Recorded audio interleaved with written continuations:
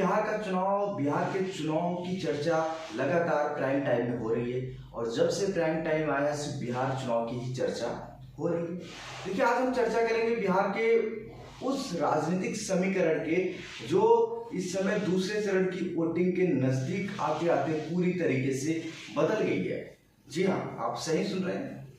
देखिए, बिहार में भारतीय जनता पार्टी ने तेजस्वी को तोड़ने के लिए प्लान तेज प्रताप बना दिया है और परिवारवाद पर नीतीश कुमार ने लालू प्रसाद यादव पर जबरदस्त हमला बोला है। दूसरी तरफ वहीं भारतीय किसान यूनियन के नेता राकेश टिकैत ने बिहार के अंदर वोट चोरी पर बड़ा हमला बोला है। फिर बात कर लेते हैं, प्रियंका गांधी ने पीएम मोदी के किस बयान की चर्चा की है। फिर वहीं शराबबंदी क्या बिहार के अंदर से हटेगी अगर तेजस्वी की सरकार आएगी, और रवि किशन और तेज प्रताप का साथ क्या कह रहा है, बिहार की राजनीति में कितना भूचाल लाया है। फिर वहीं पवन सिंह ने कैसे भारतीय जनता पार्टी के लिए माहौल बनाया, इन सब पर हम चर्चा करने के लिए आ गए हैं। देखिए, तेजस्वी को तोड़ने के लिए भारतीय जनता पार्टी ने इस समय तेज प्रताप प्लान बनाया है। जी हाँ, आप सही सुन रहे हैं। देखिए, बीजेपी वो हथकंडे अपनाती है चुनाव के दौरान जो कोई सोच भी नहीं सकता। जो कभी कट्टर दुश्मन रहे उनको भी अपने साथ ले आती है। आप अलग अलग राज्यों में देख सकते हैं, क्योंकि अजीत पवार को तोड़कर भाजपा ने जिस तरीके से अपने साथ लिया, कोई किसी से छुपा नहीं है। उसी तरीके से लालू परिवार को तोड़ने के लिए भारतीय जनता पार्टी ने प्लान तेज प्रताप बनाया है। इस समय तेज प्रताप जैसे ही पहले चरण का चुनाव के वोटिंग खत्म हुए, उसके बाद तेज प्रताप भारतीय जनता पार्टी के नेता और गोरखपुर के सांसद, अभिनेता, भोजपुरी हो, बॉलीवुड हो, हॉलीवुड हो, टॉलीवुड हो, सब क्षेत्रों के अभिनेता रवि किशन का साथ इस समय तेज प्रताप को मिला है। दोनों एक दूसरे पर कह रहे हैं कि ये भी भोले के भक्त हैं, हम भी भोले के भक्त हैं, हम भी भगवान के भक्त हैं, ये भी भगवान के भक्त हैं, तो हम साथ आएंगे। मतलब ये इशारा है किस तरफ की तेज प्रताप का रुख भारतीय जनता पार्टी के साथ हो सकता है। और दूसरी तरफ बीजेपी की नेतृत्व वाले केंद्र की सरकार ने तेज प्रताप यादव को वाई प्लस सुरक्षा दे दी है, वो भी उस समय जब बिहार का चुनाव चल रहा है और चुनाव में तेज प्रताप यादव तेजस्वी के खिलाफ चुनाव लड़ रहे हैं। अब हम बात करेंगे नीतीश कुमार के उस परिवारवाद पर हमला जो पूरे लालू प्रसाद यादव को बेचैन कर गया। देखिए, नीतीश कुमार ने कहा कि पिछली सरकारों ने, मतलब जो 20 साल पहले सरकार थी, उसने बिहार के लिए कुछ नहीं किया। सिर्फ किया तो अपने परिवार के लिए किया, अपने जाति के लोगों के लिए किया, या उनके लिए किया जो उनके लिए काम करते थे, सिर्फ और सिर्फ उन्हीं के लिए किया।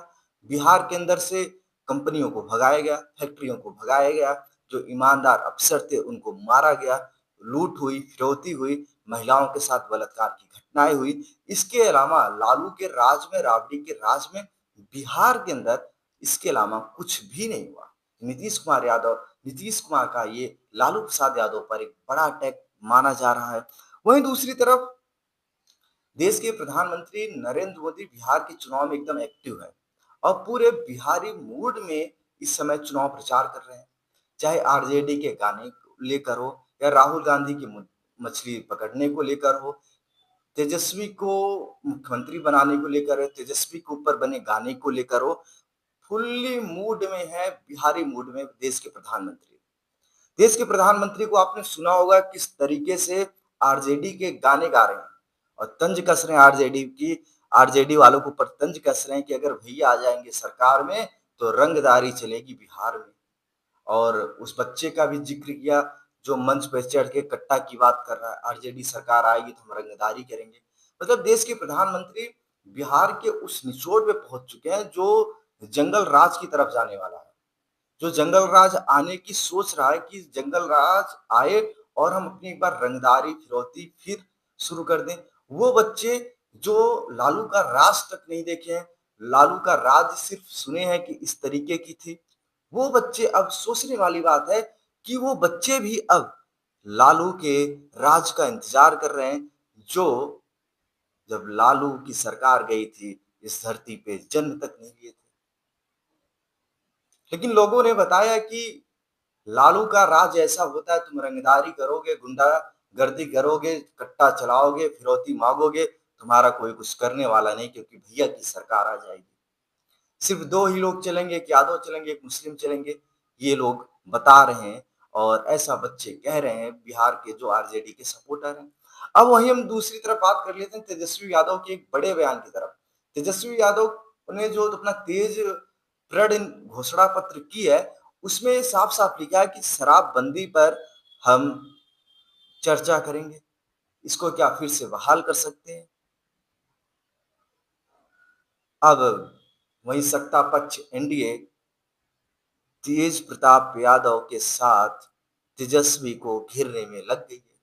वही महिलाओं को लेकर एनडीए सहानुभूति इस बात पर लेने पे लगा है कि सोचिए, अगर शराब बिहार के अंदर से बैन हट जाएगा शराब से, तो एक बार फिर से उनके जो मर्द हैं शराब पीकर आएंगे, महिलाओं को मारेंगे, पीटेंगे, उनके साथ दुर्व्यवहार करेंगे, जिससे महिलाओं के अंदर एक डर भरा जा रहा है। एनडीए के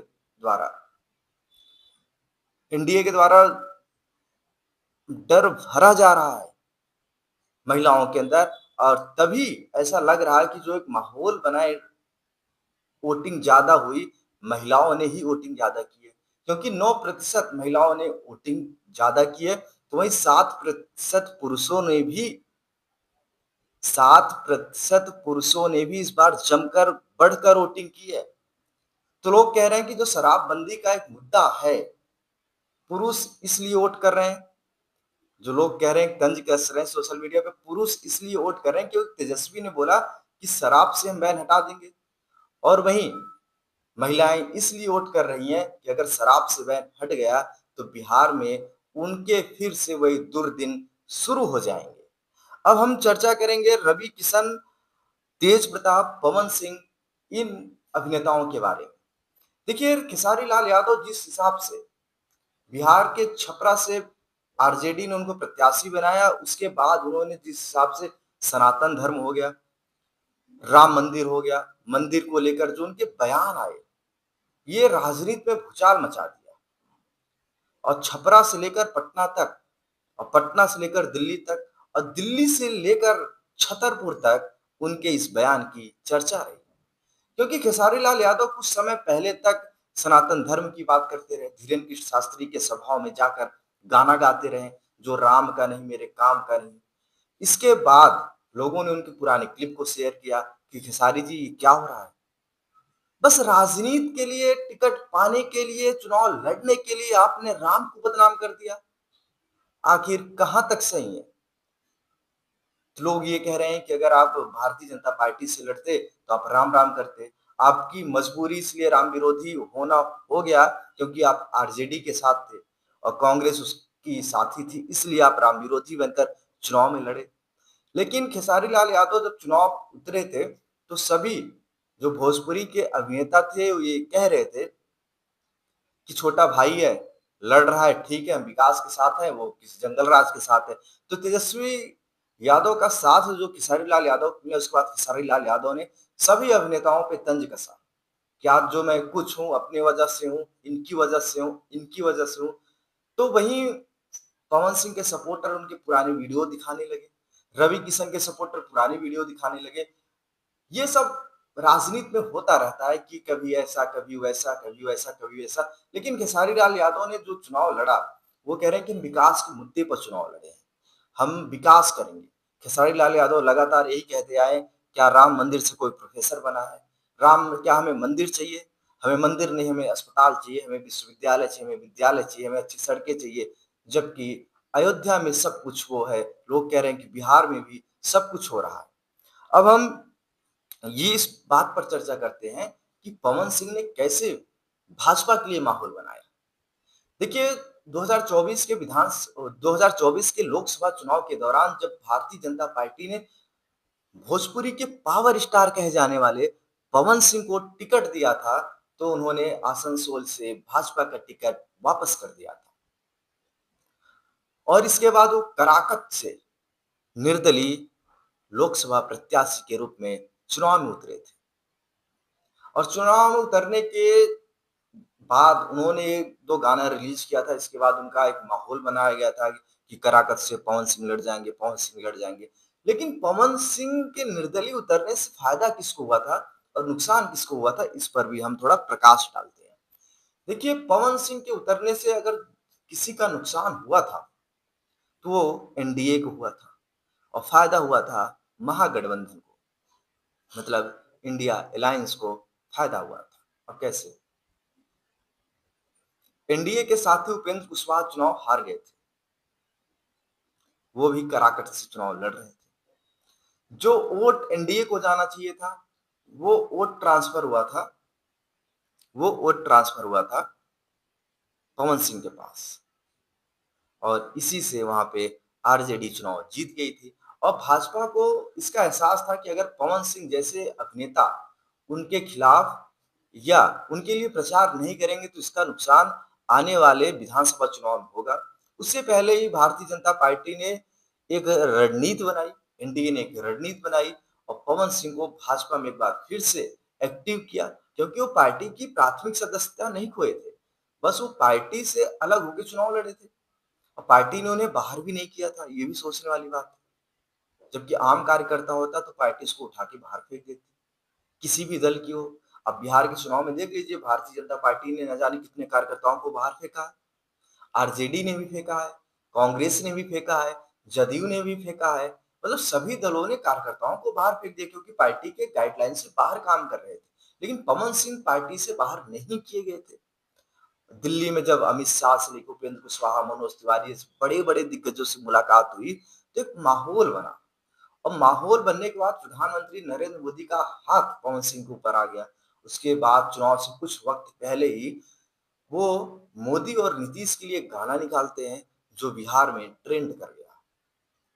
चाहे मोदी की सभा हो, नीतीश कुमार की सभा हो, लल्लन सिंह की सभा हो, अमित शाह की सभा हो, योगी आदित्यनाथ की सभा हो, सबके सभाओं में पवन सिंह का ये गाना ट्रेंड कर रहा है। मतलब बिहार में दूसरे चरण की जो वोटिंग है, उसके प्रचार का आज अंतिम दिन है और सभी राजनीतिक दल इसमें लगे पड़े हैं और सब ये सोच रहे हैं कि हमारे पक्ष में न जाने कितने वोट पड़ जाए, हम बहुमत के साथ सरकार में आ जाए। लेकिन ओपिनियन पोल क्या कहेंगे, ये आपको तो मैं कल शाम को ही बता सकता हूँ, क्योंकि ओपिनियन पोल भाई आपको बताना ज़रूरी है। हिमाचल जर्नलिस्ट की ओपिनियन पोल का सब लोग इंतज़ार कर रहे हैं, क्योंकि लोकसभा चुनाव के दौरान हमने 150 से ज़्यादा सीटों की ओपिनियन पोल बताई थी, जिसमें सही का जो आंकड़ा था सीटों का लगभग 75% था। मतलब 75% जो आंकड़े थे, बिल्कुल सही थे। तो दोस्तों मिलते हैं कल रात 9 बजे हिमांशु जर्नलिस्ट के साथ एक बार फिर। बने रहिए आप हमारे साथ। वीडियो को कर दीजिए शेयर, चैनल को कर दीजिए सब्सक्राइब। धन्यवाद।